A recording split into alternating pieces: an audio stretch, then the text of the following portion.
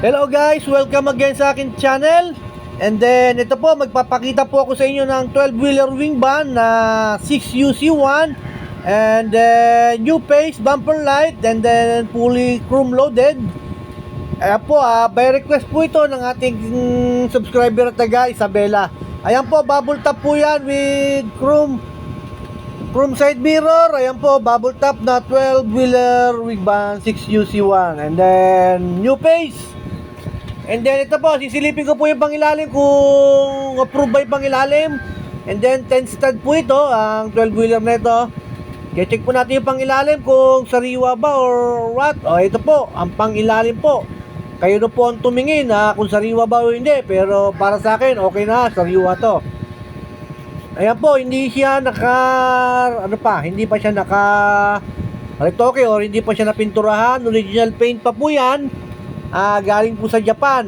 Yan po ang original paint po ng chassis nitong wing van na ito.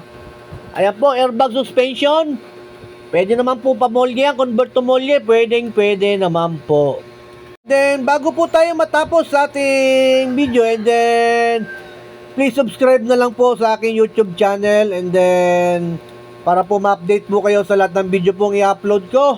And then 72% pa po ang hindi nakasubscribe sa mga nanonood sa akin. Please subscribe my YouTube channel po. Ayan po, wala pong damage yung kanyang wing van body sa kanan.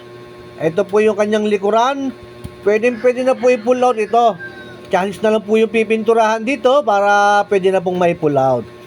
Ayan po, ito po yung kanyang flooring. Wood flooring po, maganda po yung flooring. Side body niya, wala pong damage, okay po.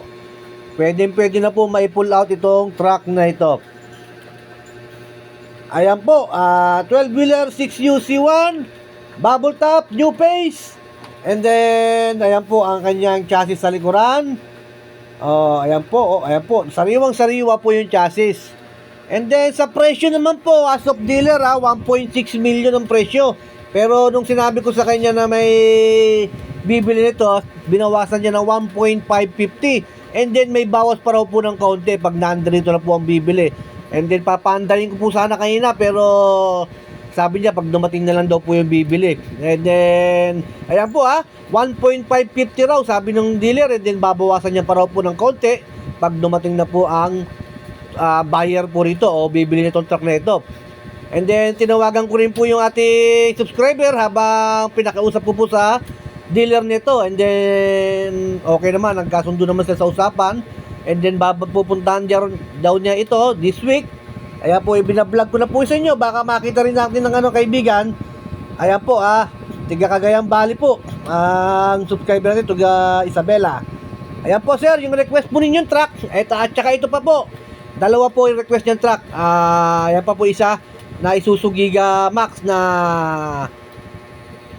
dump truck na 6WG1 bubble top. Pinahanap din po niya sa akin yan. Ayan po yung mga katabi niya. Hindi ko na sa isasama. Ito lang po yung request. By request po. Ayan po. 10-wheeler dump truck na 6WG1 bubble top. Ayan po. Bubble top po. Magkahiwalay na yarda po itong pinuntahan ko. And then ayan po ang kanyang chrome. Naka-chrome po yung side door niya. Yung side panel niya. Naka-chrome din.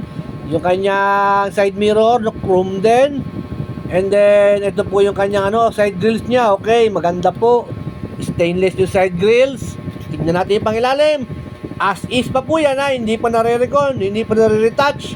Yan po, original condition. And then, original molye. And then, double differential.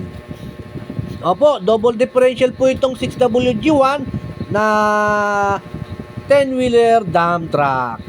And then ayan po, at may iikutan ko po ito para po makita ng ating subscriber na taga Cagayan Valley. And then ang hinahanap po niya sa ating truck is 5 unit. 5. At medyo 4 pa lang po ang nahanap ko, kulang pa ako ng isa. Pero sa 4 naman po yun, puro okay naman. At iikot ko na lang siya rito sa pagdating niya rito sa Subic. And then sa pagpapanap sa akin ng ating subscriber na taga Isabela, pinadala niya ako ng budget pampagasolina, kaya po talagang pinilit ko makahanap ng mga gustong unit niya. Yan sir, para sa ito po yung mga truck na hinahanap nyo sir, mga sariwang hinahanap ko para sa inyo. And then maraming salamat po. And then ito po, lahat po ng hanap nyo, hindi lang po ito, marami pa po. Yung iba po hindi ko na na-videoan gawa ng masikip yung lugar. And then ito lang po muna ang aking papakita sa inyo. Sa presyo po nito sir, hindi ko po nasabi pa sa dealer. At ang gusto ng dealer is kayo po ang mag-uusap para po kung magkano po ba yung last price na ibibigay po para dito. Kahit anong sabi ko sa dealer na bigay mo na sa akin yung last price, hindi po binigay. Ayan po, at maraming salamat po muli sa panonood ng aking programa. Thank you very much.